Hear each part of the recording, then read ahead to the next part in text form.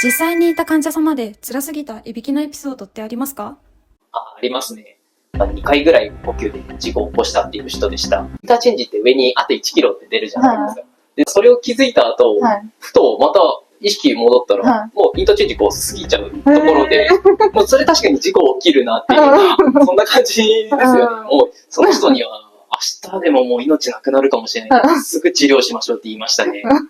現場の看護師さんだともっとすごいエピソードあるんじゃないですか？私も似たような感じですけど、気づいたら次のインターチェンジだったっていう。インターチェンジ違うってすごくないですか？あれ5キロぐらい離れてますよね。でもその方はまだ事故は起こしてないみたいですけど、でもやっぱ日中眠いみたいですごい。それは命の危険ありますね。ありますね。今すぐやった方が私もいいと思いました。